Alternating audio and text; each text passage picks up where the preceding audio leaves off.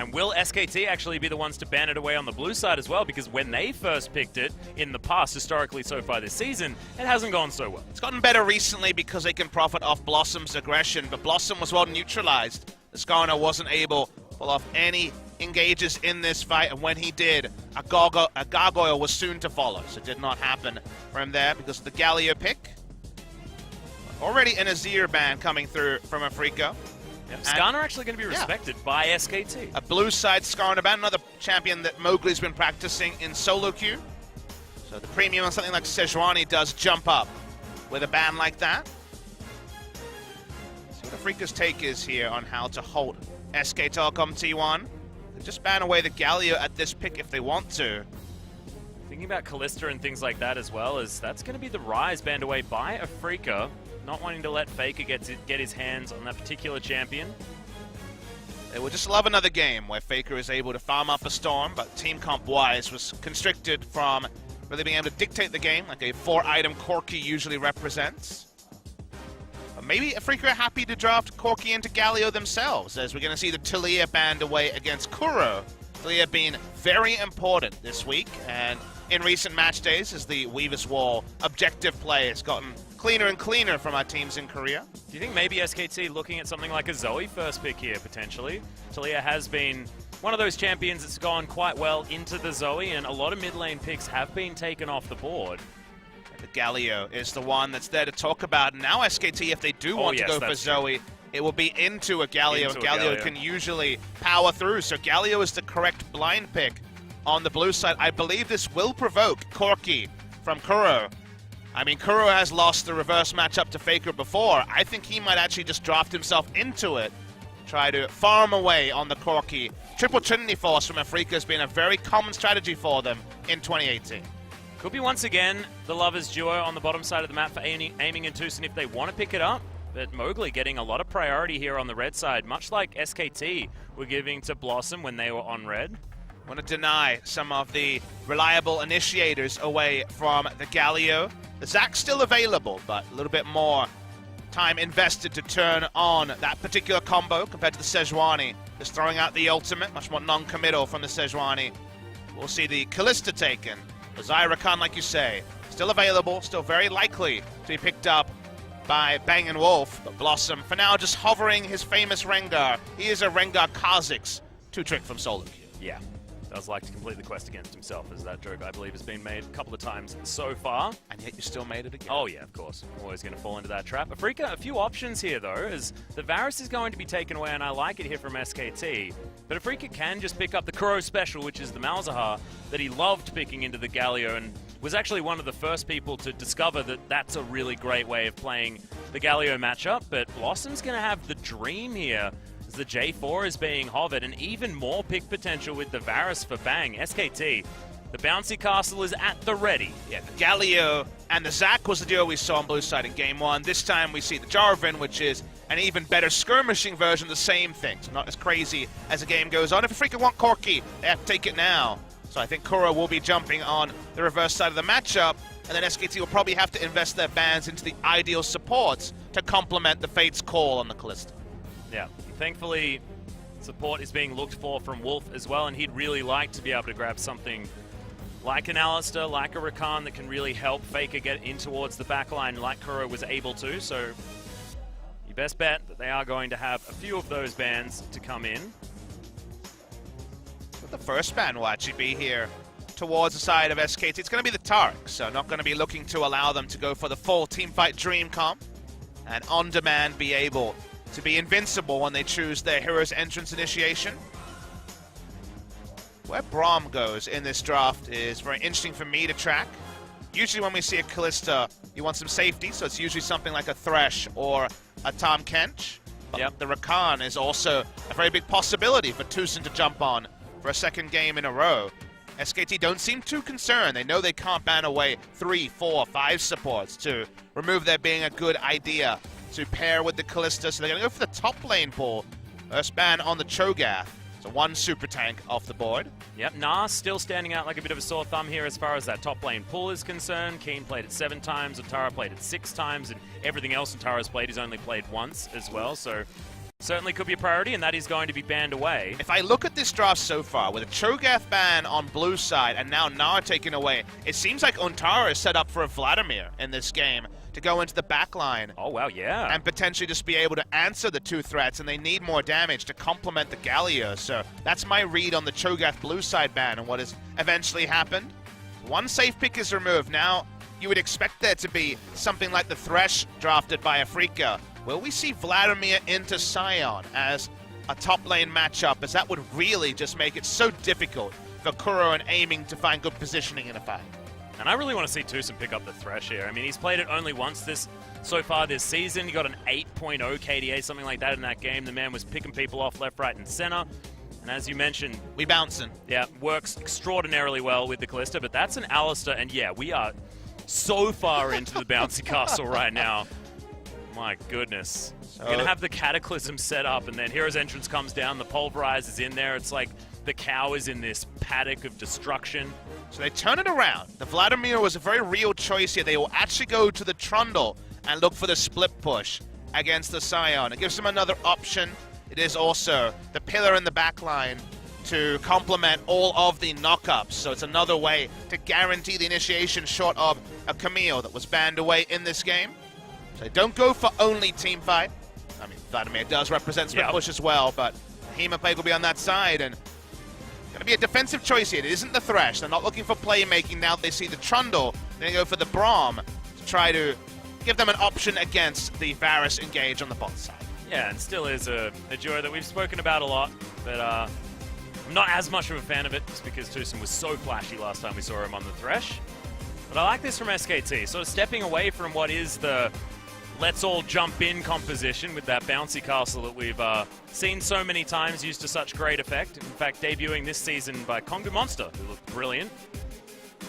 Excited to see how lane trades go between the Trundle and the Sion. Sion a lot of early damage and obviously super tanky. We've seen Ornn beat the Trundle in the 1v1 when Tal was playing it for SKT. This time it's Untara jumping onto the Trundle. See how the lane trades go against the Sion, because we know what he wants to do. It's all about making this into a 4-1 game, and then the inevitable collapse of all the initiation for SKT. Yeah, and the really scary thing for the Afreeca Freecs here is that they've just let SKT have exactly what they just beat SKT with in game number 1, basically. So definitely similar. I feel like the spirit is a little bit different just because Trundle is so far in the split push versus the team fight. But it is a similar construction. Can Afreeca win with their own construction and then beat it as well? That would be a statement against SKT. Yeah, statement against a team that has been looking so much better. We know the coaching staff are incredible, and we'll see whether they can bring us to game number 3 as we hit the rift for game 2 right now.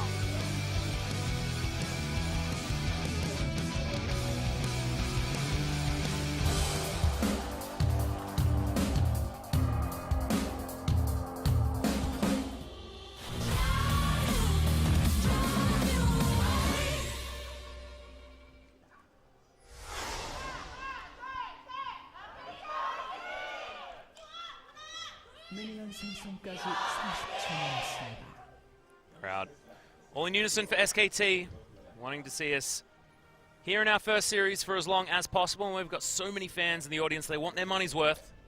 We were right on our prediction, by the way. The crowd has filled in. We have a nice full house here, Sangam East Stadium, for what should be very hype matches. There's Achilles on the screen. Oh my goodness, who's that guy?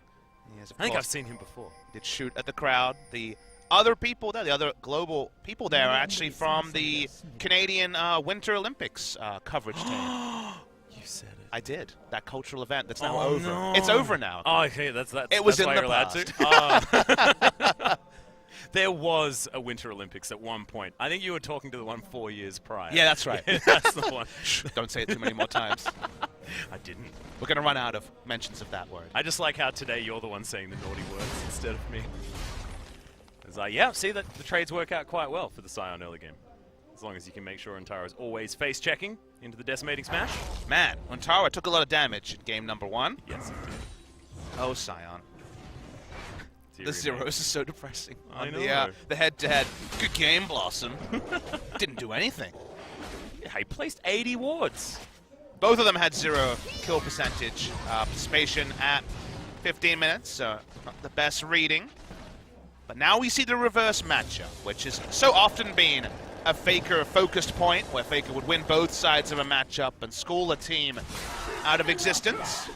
This is one of the picks that Kuro's been much more confident on, though. You can see he's already playing very far up in that lane.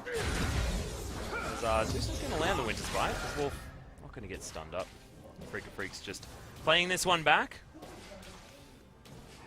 Now it's Aiming's turn to let Bang and Wolf know that he's not scared of them, because his Kalista, last time we saw it against KSV, was ridiculous. So it shows that pedigree of his opponent isn't something that bothers Aiming at all, because World Champion, I think, is pretty good as far as adding to the Death Note. And Atlas, this is a momentous day. We have a game with no spellbooks. None. Whoa! Even Tucson doesn't have a spellbook. He is, of course, the master of the unsealed spellbook on every champion. I thought he actually had that one just locked and couldn't actually do anything else. And we've seen him teleport Glacial Fissure someone to death, so we know that he runs it on Braum, but not this game. So spellbook nerfs have largely led to less of them, but not to the tune of 0. Very different in this particular game. Another interesting thing is we've got Mowgli going in for the Aftershock instead of the fleet footwork that we've seen a whole lot more just recently, based on how the passive works. You've explained this one a few times, Papa, but Mowgli deciding that he wants to have as much tankiness as possible, especially early on. It's going to be the attack speed and overheal in the precision tree coming through for Untara. We know what he wants to do. He wants to whack away with his big troll hammer and try to take people down with his club. Yep, just clubbing people to death. It's the troll way of life. It is. I like it. Is it Earth the Manatee, Corky? I'm just getting really... I'm glad you mentioned skins, because that's exactly where I was going. Oh, it is. He can club a seal to death. Oh, no! Let's be real, he's going to be... Oh, Flash! Yeah, Flash is going to come in. Good knockup comes down from Blossom, all too easy. Level 4 gank comes down from the Jarvan, and Faker is going to help out. Mowgli's here, but he's here a little bit too late. Beautifully decisive as well. That was a mini bouncy castle of a different construction.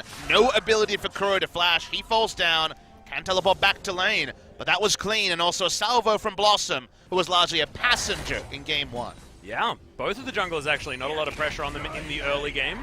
Santara going to put down some frozen ground. Yeah, SKT back with a vengeance. 600 gold now is going to be the total advantage they picked up from that. And we know that if Blossom can have the front foot lead as far as these matchups, he's feeling real good, as Faker once again lands the Aftershock as well to get as much damage as possible. It's another different rune on the Galio. Yeah. It's the Aftershock, as Blossom takes no mistakes when it comes to the flag and drags. Basically, every time he sees one, he eyes one and goes in. Yep. Going in is something that we've never really said that Blossom's had any problem with. True. Going in at the wrong time, a couple of times maybe, but going in is better than not in most cases.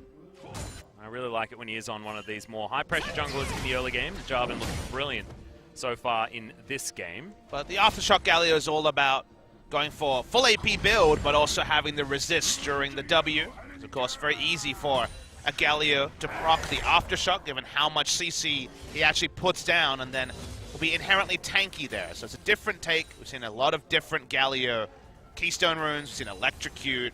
We've even seen poke-based builds and the Unsealed Spellbook. But this time, all about those earlier ultimates where the flat resist is going to be so powerful on the already AP stacking Galio. As Blossom's just hunting for a boar. It's boar hunting season, apparently. Yeah. For feels the like Jarvan. an Asterix comic right now. It does. That's sorry guys, it's going way back in time, but a lot of boar hunting happened in that particular set of books. As Keen's going to come in and help out. Mowgli at about 400 health. But with the help of his lumberjack friend in the jungle, it's going to be okay. Bit of an engagement towards the bottom side, as Wolf not going to be able to find the trample proc. The coolest thing about what Blossom's doing is, even before level 6 on Galio, he's using EQ off cooldown when he sees the enemy jungler. Then the ultimate comes, and he'll just have a gargoyle riding on his back looking for those kills. So, the thing we always talk about with Galio is it empowers counter jungling. Blossom doesn't need any help. He always has the mindset to counter jungle, but now the kill registration, if Mowgli ever has to blow his flash, is going to be there as well.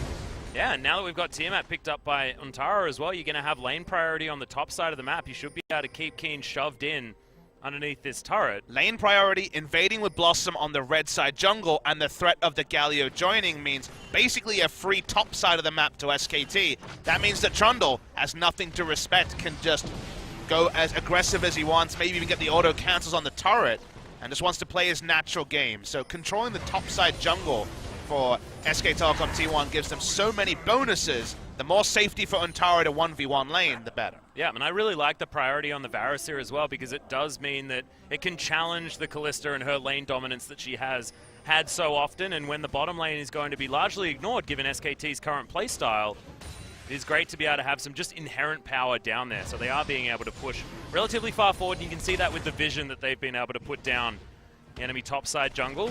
That bramble back is something that Mowgli does not want to head towards. One of the few games where I think if Varus had been banned, something like a Caitlyn would have been preferred by Bang instead of the Ezreal, just to have a bit more lane control if topside is going to be the early visit, and just a bit more safety when it comes to wave clear, because the turret being pushed down bot lane is kind of the only possible bad news story for how the game's going so far. It's Interrupt actually on the ultimate. Yeah, going to put the trophy down, and Tara, he has one of those, I believe, in the back pocket. May not have been in the game when they won it, but certainly still going to have one. Is Decimating Smash going to be avoided, and Keen has to be careful. That does confirm that the trophy or the pillar is actually counted as terrain, so just like hitting a wall on the Scion drifting, it does interrupt him. So has to be much more accountable in lane. Can't disengage lane trades if they go badly for the Scion. So a pick against Scion we haven't seen, but one that clearly does have a lot of merit. Yeah, now you've got Untara and Blossom both able to set up terrain that Keen's going to have to worry about, and the Cataclysm and the Pillar of Filth of old, or the Frozen Pillar now. Yeah, Pillar of Filth was such a good name. It was so good. And he also had Junkyard Trundle, which had the best splash art in the game. I just call it Pillar because Pillar of Ice is so boring. I know, I just call it Pillar of Filth because it used to be so good. I mean, to be fair, we did that with Rat-a-tat-tat, calling up Spray and Pray, and they just changed it back, so who knows? Maybe we need to stick to our guns, Atlas. Yeah, here we go. How are we supposed to ever negotiate if we just concede every time? First they took my Spray and Pray, and I said nothing. Yeah, I'm gonna raise that at our union meeting. We're gonna have... That's just let's not go there. Blossom and Faker just gonna be able to grab that blue buff, give it over to the Gargoyle Man, who's almost got the Rod of Ages done. Be about a 10-minute Rod of Ages as well for Faker as well. He continues picking up all of this farm, so feeling pretty good about that. It's another taunt. Kuro going to take a whole host of damage. Yeah, it wasn't a trade there. Only on the back end does it actually become a damage trade. Yep. Feels a little bit, like how trades with Gnar work, as the package is going to be baited out. Kuro definitely didn't want to get hit. I love that it has a fixed distance because it looks comic. He would have been happy to jump shorter as in the mid lane. Faker looking like he's in a bit of trouble. The Glacial Prison is going to land, and that is going to be the dead Gargoyle. And Afreeca, they answer it back. Same situation in the mid lane as Blossom is going to be the one to turn up a little bit late this time. Look at this rotation.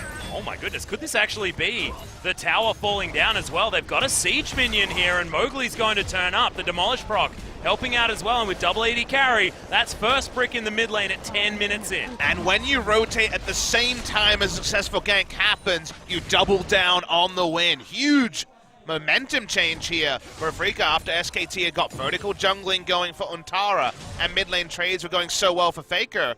Faker this time walks up too far, is taken out at the same time. Kuro picks up a kill involvement and his colors cashed in alongside first turret. So Trinity Force on this back guaranteed.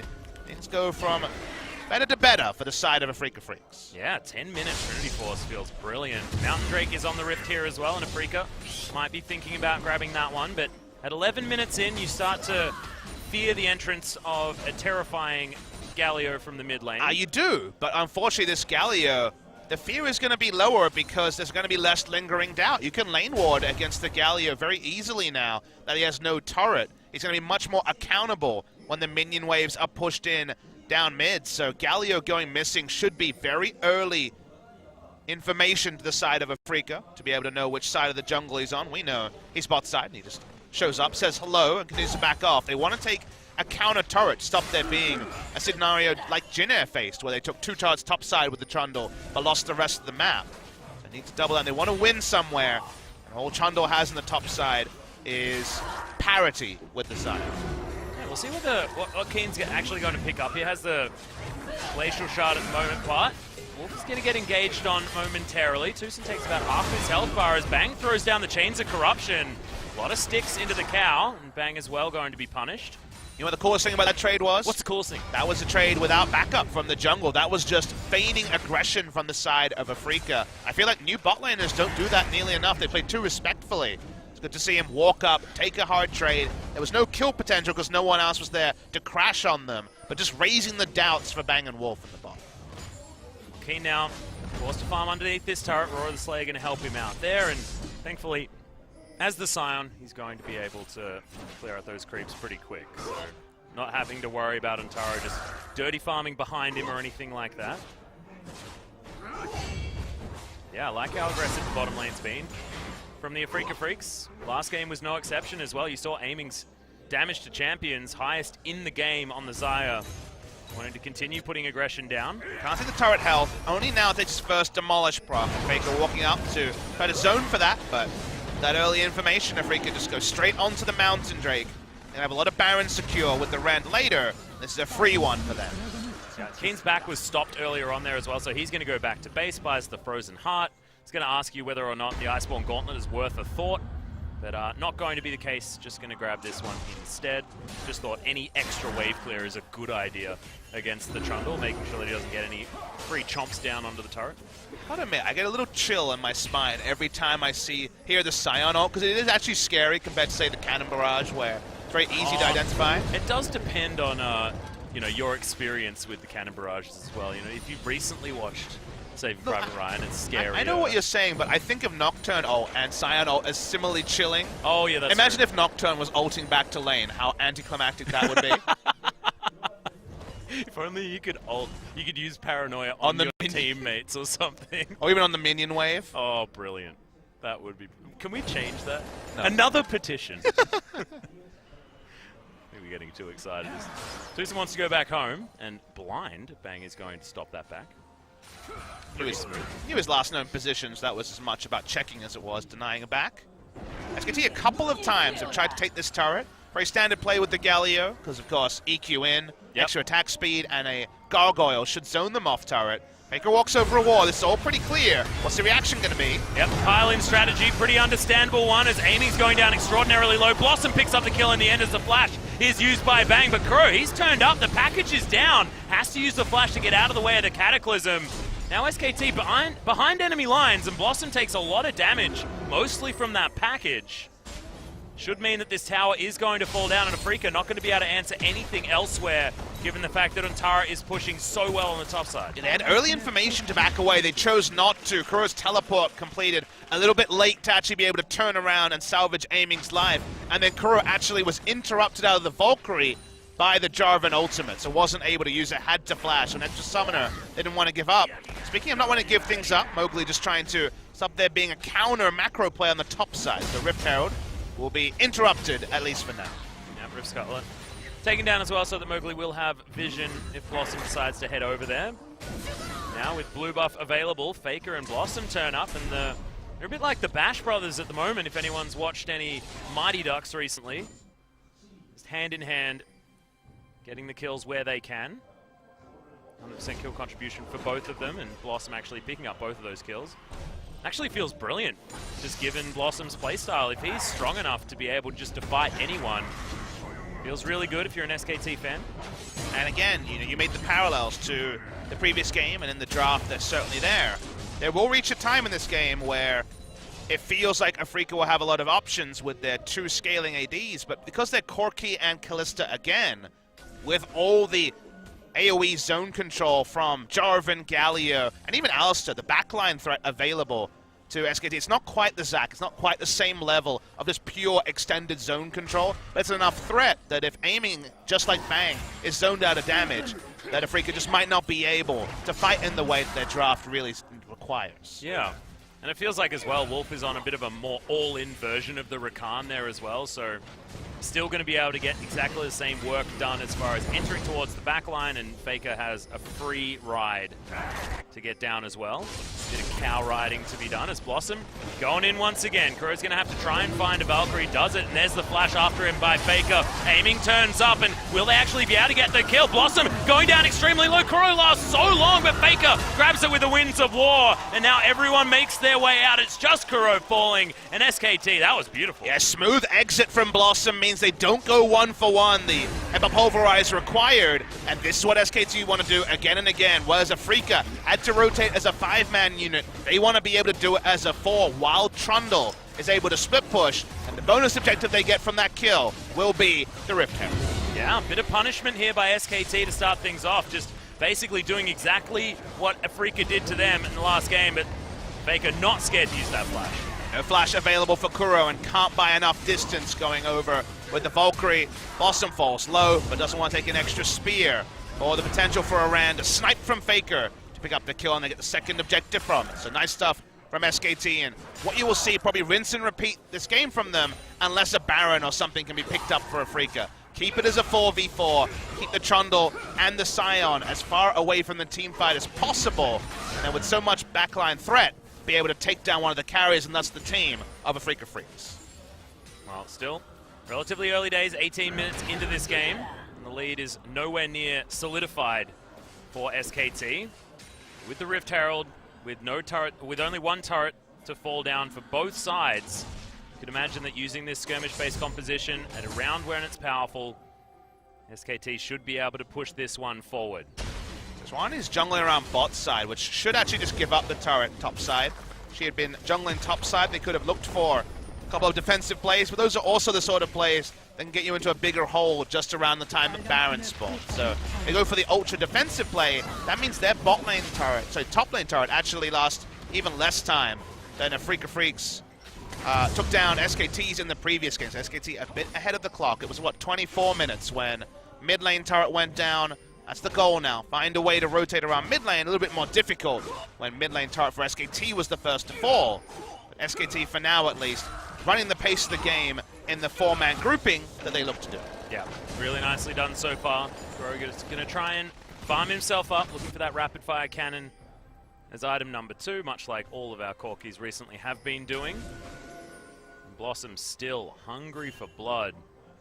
He just seems untiltable, Blossom. Like, he can go through as many misplays as possible, but he's still ready to flag and drag his way into any decision at any moment afterwards. And I think for the SKT lineup that he was drafted into, that's his best quality, is that he has an aggressive mindset. SKT were lacking that. Blank and Ontara in the roster as 2 more role players really were hurting SKT. They bring an aggressive jungler with youthful exuberance who doesn't take a mistake as a reason to adjust his playstyle. He'll keep initiating. We saw his Jarvan in the first series where he EQ'd into an Azero and died as Faker watched kind of on in horror. Yeah. That didn't stop him. He went in and he engaged again. He battle warded again. He needs to be that kind of player for this roster because kind of foreign to a lot of the other players, but they backed him up in a great fashion as well, and it's made SKT one of the most decisively aggressive teams in the LCK, when that has never been their MO since maybe 2013, when SK Telecom T1, Team 2 first came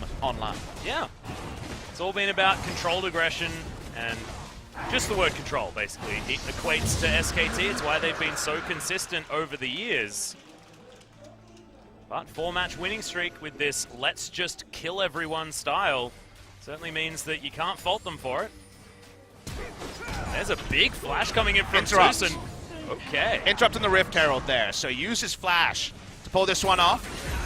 They want to keep this mid lane turret as long as possible, but SKT still want it, and they can threaten with the Galleon. Yeah, and actually they get the flash for free if they are going to be able to pick up this turret. But there's the Glacial Prison. Fusen gonna get stunned up, but the front line is just getting decimated. Mowgli, no chance to get out. Hero's entrance is in as well, but Blossom, he's gonna be taken out by the Rend. Faker needs to exit as there's a Scion in the back line, and Keen's just gonna get melted. The zombie is gonna get dealt with as well, and the Afreeca Freecs, they have to be careful because they can get turned on again. Still, the tower is going to survive for the moment, but are they gonna be able to get back under? No.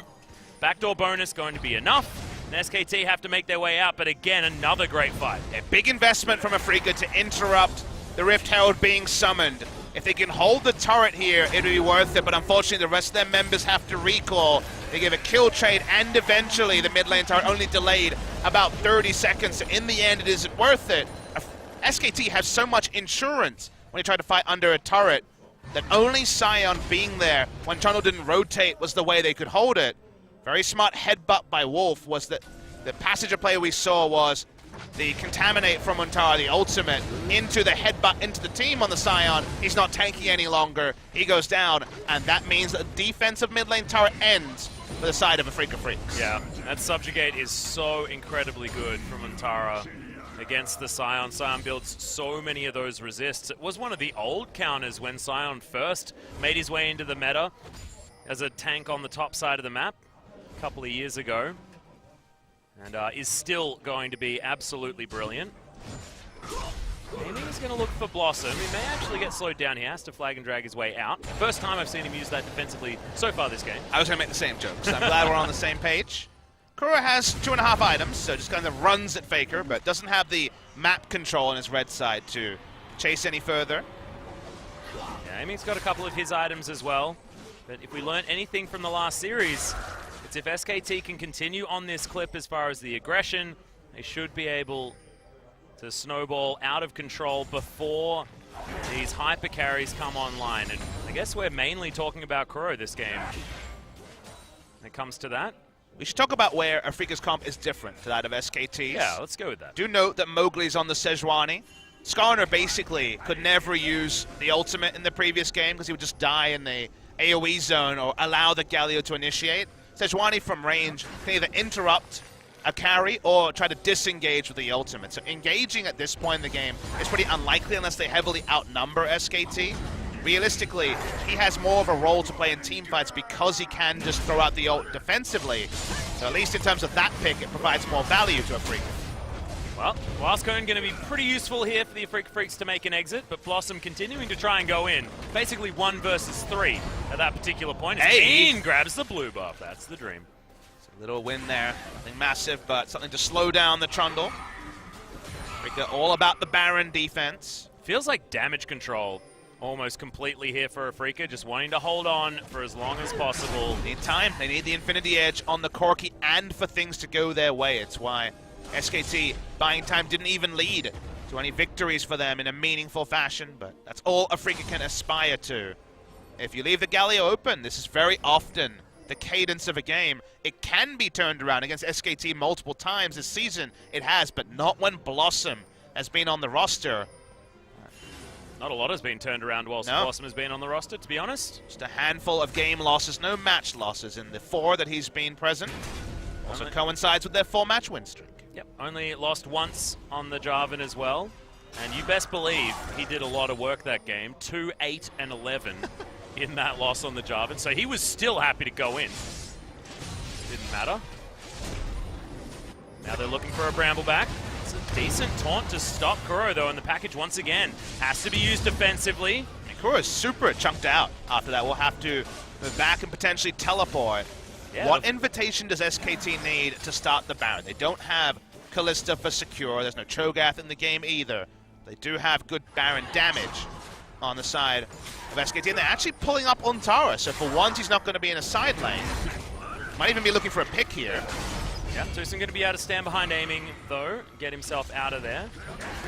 SKT throwing trophies around just feels so great, you know, it's exactly what they need to be doing. Is there's a Glacial Prison, but it's going to be turned around. Afreeca, you should know about this strategy, and they do. They managed to disengage effectively. That's 2 cooldowns now taken away.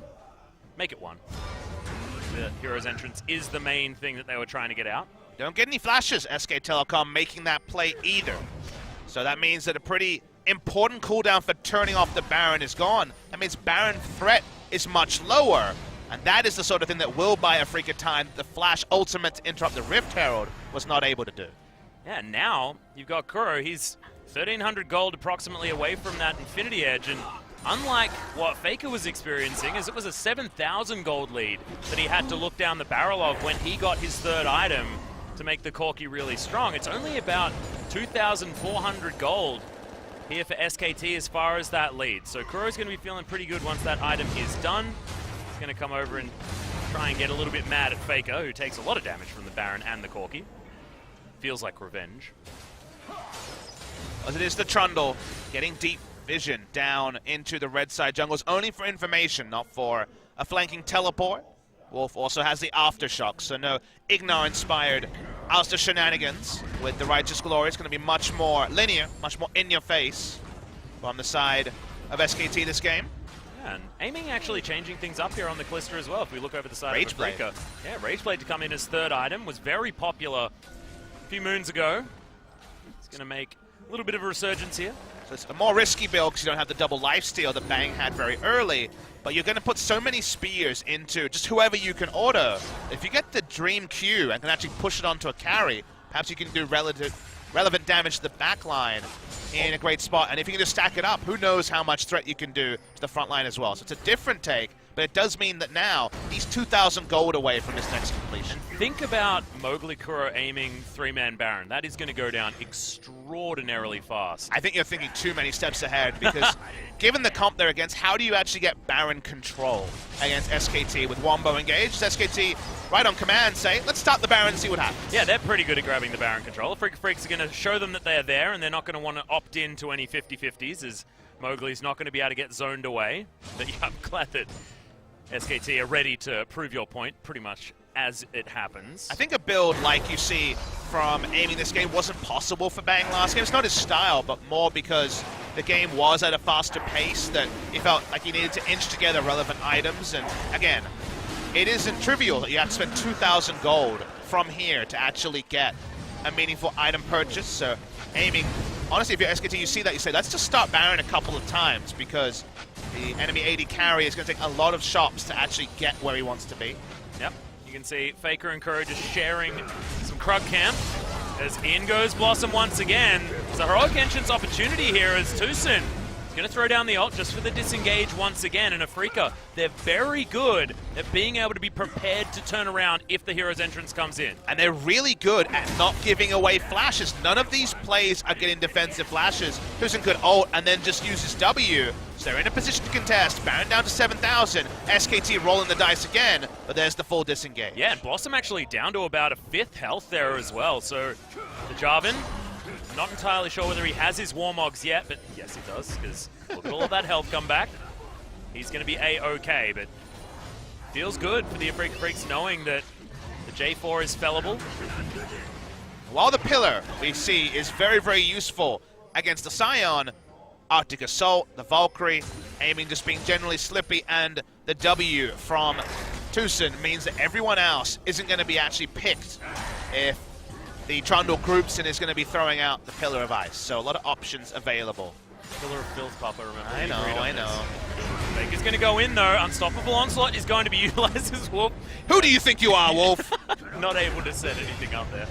Coward is going to be yelled though, and that means that that one is on cooldown. I'm sure SKT are wondering how they haven't gotten a flash from now 3 or 4 attempts to peel off the Baron. They're still not safe enough to start Baron. This is definitely frustrating them. They've actually called Untara mid or towards Baron 3 or 4 times to actually get this Baron play to work. And the only real way for them to advance is to actually fight around the Baron. As Wolf looking for the headbutt. Okay, Mowgli going to hop into the pit. There's the first flash that they're able to pick up. Nicely done. Didn't want to risk it with the Arctic Assault. As in goes Blossom this time, actually gets the flash, traps a couple inside the Cataclysm, and there's the entrance as well. Kuro. But Blossom going down solo, Kuro safe on the outside, and they haven't picked up any kills. Tucson tanking all of the damage. There are so many Ren stacks in the Galio, and Afreeca Freecs somehow just weather the storm completely. Really nice position from Kuro to be relevant in that fight. Aiming may have been zoned out, but there will be no zoning onto Kuro. Able to chunk out a couple of members. Notice that aiming does pick up his Rage Blade on that back as well. So massive buy for him. Over 2,000 gold is spent. The only flashes are on Scion, Sejuani, and Tucson. Crucially, Kuro and aiming have theirs. As Wolf is on a mission here. Yeah. Cow's going to get the headbutt pulve as in goes Tucson. They're going to slow down the engage, and Kuro once again off to the side, finding some safety after the gap close has been removed, and Wolf has to be careful. Afreeca Freecs. This is really tense stuff, Atlas. Yeah. Their defense of the Baron has been categorically better than SKT, who opted into a couple too many Wombo knockout parties in Game 1. They're able also to buy enough space for aiming to shop. Again, you see the items, you say, this guy really will need to go for a big shop. He won't be able to stick around forever around a Baron dance. Let's start Baron, and eventually they'll make a mistake. The mistake hasn't really come. The shops have been completed, and now there's no guarantee where if SKT don't get any threat onto Amy and Kuro, Afreeca just don't win a team fight. Yeah. It is really nice to see Afreeca Freecs really turning things around from what was relatively disappointing as far as quality of play against Kingzone when we saw them fall down 1-2. We're expecting a lot from that series, but this one has been an Afreeca Freecs that just knows exactly what to do in each situation, despite the fact that they are still behind. How heartening is it that it's an Afreeca Freecs without Spirit and without Kramer, with much less experience, and they're still able to approximate previous Afreeca performances in some places, maybe even be cleaner. Of course, not many people in the world have been convinced by 10-man squads about having two different strings of players who can play, and Afreeca have been very conservative till now to actually roll the dice. But credit to the subs when they're coming in. They're not awed by facing SK Telecom T1. They're playing their part, and if they can actually field most of a 10-man roster, it gives them lots of unique options that, until the day, an enemy team can't be ready for. And now double QSS is completed as well for the carries, as there's another Cataclysmic entrance to come down, but the disengage is pretty much perfect. Re-engage comes in from Mowgli, exactly. Glacial Prison comes down, but the Fate's Call saves everyone. A Ren stack is going to have to be pulled out, but no, it's Kuro that grabs that kill. Decimating Smash for the knock-up. Oh, Faker, he's found his way into the mid, but he's just going to get taken out. It's a double for Kuro. Big knock-ups from SKT as they're trying to turn it around yet again, and the zombie is now into the front line, but Antara happy to tank that one up, and bang, gets the double kill back. It's 2 for 2, and this game is neck and neck. The adjustments seem to be working for the side of Afreeca. The different build with the Rage Blade, and also the ability to always disengage the hero's entrance means they are going even, and theoretically the game only gets better for Afreeca. There is flash down on aiming, so there is a target on the Callista for the next fight. But if we don't have flashes down on Kuro and aiming, they're putting out way more damage than Bang and Faker were able to in the previous game. Yeah, and I just have to once again make a massive shout out to Kuro, because this guy, we know that he's struggled so many times against Faker. These team fights have looked so good for him. On the Corki, they looked great when he was playing the Galio as well. And it's seeming more and more as we see Kuro prove himself first in 2017 on Afreeca, and now in 2018, that he kind of had a bit of a thankless role on the Rocks Tigers. He definitely made mistakes. He definitely wasn't the star of that team. But so often his job was to laser the backline minions, to push the wave, and then Peanut would be the star, going for counter junk. Smeb would be a double MVP. He had a role to play. It wasn't flashy, but largely it succeeded. Only against Faker did his lack of playing for the 1-for-1, 1v1 really get punished. Now he really is able to flex. He is actually the primary carry in multiple games, and he's doing a very good job of impressing us with his play for himself. His selfish play and his selfless play are pretty much on equal levels, and that's a compliment to Kuro. Yeah, and now he's the man with the most CS in the game as well. Aiming actually keeping up very well at the same time. This is the position that Faker was in, but Afreeca Freecs keeping things within 2,000 gold, approximately 3 at this stage. Yes, SKT have a few more options in the split push as well, so it's a different story as far as how this game works in comparison to Game 1. But still, Afreeca going to be much happier than SKT were at 35 minutes, if we even got there in Game 1. And it's really tilting to split push against the Scion, as we'll hold the point. Yeah, another fight to break out. Chains of Corruption did come in as they're looking for Faker. Not going to get too many taunts. The Unstoppable Onslaught right into the front line. Bang throws out the ult eventually. And Keen is going to be able to flash his way out. They've been doing so well with the disengage, re-engage coming in from Afreeca, and Keen saves himself. He doesn't get taken down to the passive and taken out. Faker was able to channel his W the entire time, so even going heavy on AP, no threat onto Faker. Once again, be close to high health. Tucson could get engaged on. Yep, Kuro is going to be here to answer some damage back, but the package brings him all the way out of the fight, and Tucson has to flash to keep himself alive. Afreeca have been fighting around this particular area, it feels like all game. SKT holding onto their health bars and feeling good. Afreeca's Baron defense has been heroic. It's been what? 10 minutes, 11 minutes of Baron defense, and all they can get on a successful attempt is another flash. They're not getting 3 at the same time unless SKT are also investing very, very heavily. Freecs could not really find any good use of the hero's entrance in that particular fight, so we rinse and repeat. The game not swinging the way of SKT in a meaningful way. In the side lane, Sion's just able to roar away the cannon minions, just in general, push up the minion wave, and also has enough CC to halt the advance from Trundle. It only gets better with every future item for the Trundle. When it comes to the speed of the split push actually being relevant, it's taking so long because Sion is doing Sion things. Yeah, Faker obviously needed a certain item on his next back. Wonder whether he can afford a Rabbidan's Death Cap or something like that. See what he's going to turn this easily large rod into. Picks up the blue buff and will just head back home. Sitting on 2.5k, so I think that might be Rabbidan's. 1,700 gold behind there it is. The Corki, but that's because of Cull cashing in and Corki doing his best impression of what Faker did in Game 1 and piling on the CS. Piling on the control wards as well. Thank you very much, Observer, for letting us know. Shout out to our Observer over the last few days. It's been a joy to work with. He's finding interesting things in a meta that sometimes drags on, so we appreciate that. SKT, again, want to kill anyone. They know Tusen's flash is down. By the time we fight, Aiming should have his flashback available. So Afreeca so far have been really resolute on the defense, not actually allow someone to be caught in any sort of wombo engage. Zeke's Convergence coming in for the Brawl here as well, Papa. Yep. So just making sure that Aiming can get as much work done that he can.